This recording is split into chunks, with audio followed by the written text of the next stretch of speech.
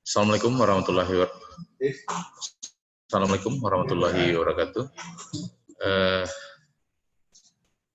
Pak tim reviewer yang kami hormati, pagi ini kita akan menyampaikan laporan penelitian dengan judul model pengelolaan daerah aliran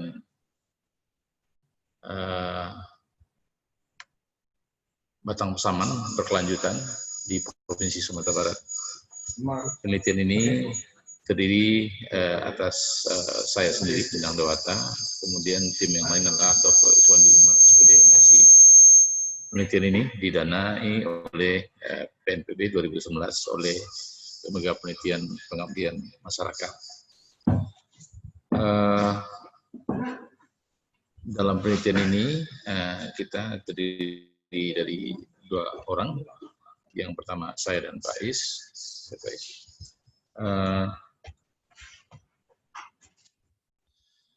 Kenapa ini penelitian ini dilakukan?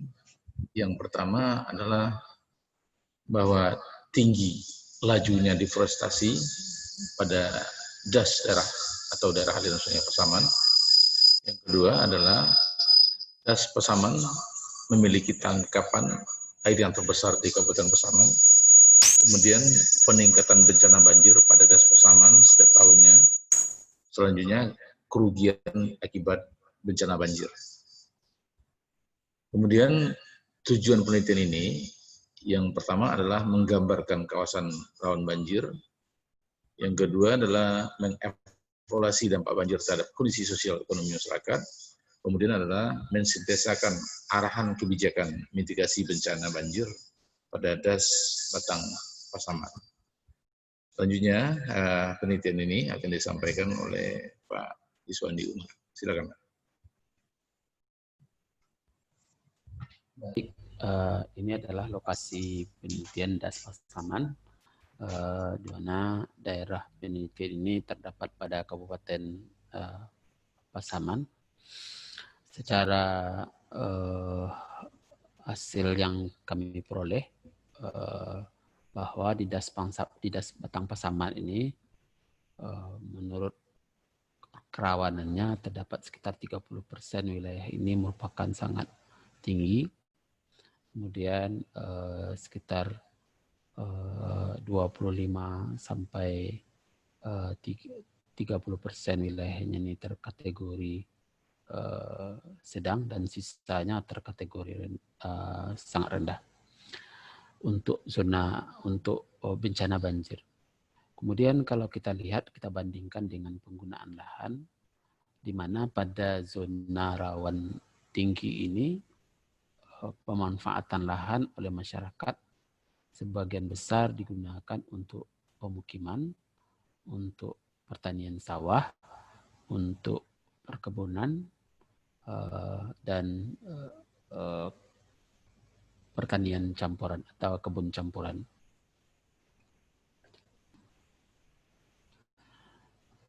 Lanjut slide-nya. Slide berikut.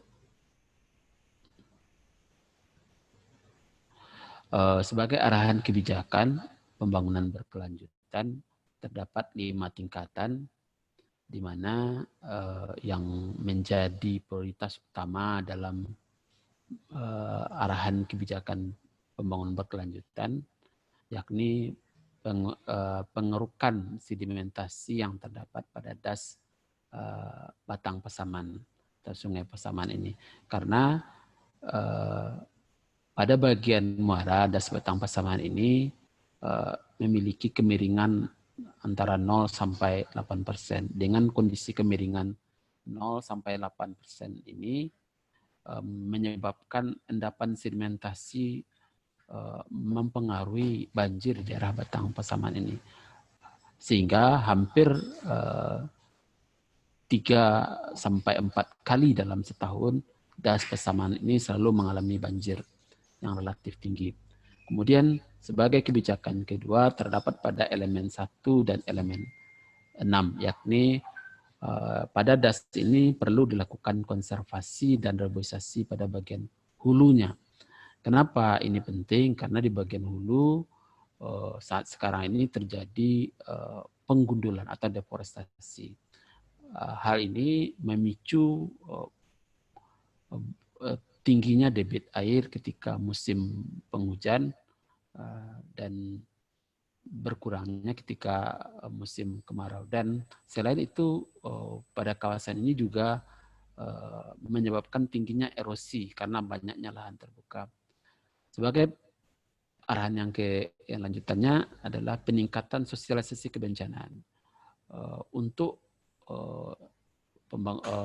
arahan kebijakan ini bahwa penting memberikan informasi yang bermanfaat kepada masyarakat tentang bagaimana memitigasi sehingga kerugian yang ditimbulkan akibat bencana banjir pada das Batang Pasaman ini bisa diminimalisir.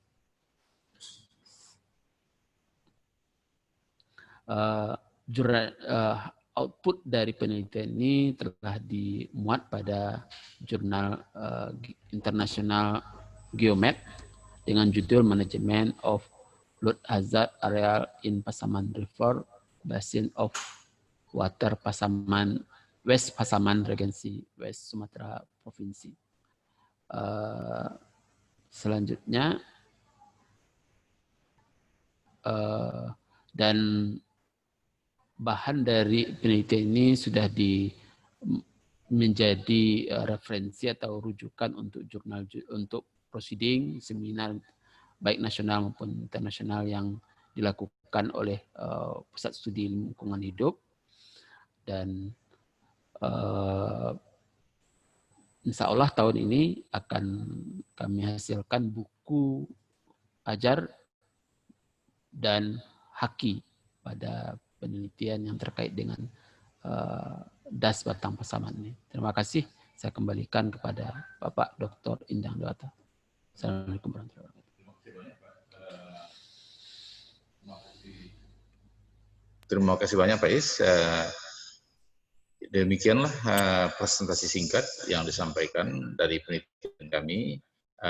Atas perhatian kami ucapkan banyak terima kasih. Assalamualaikum warahmatullahi wabarakatuh.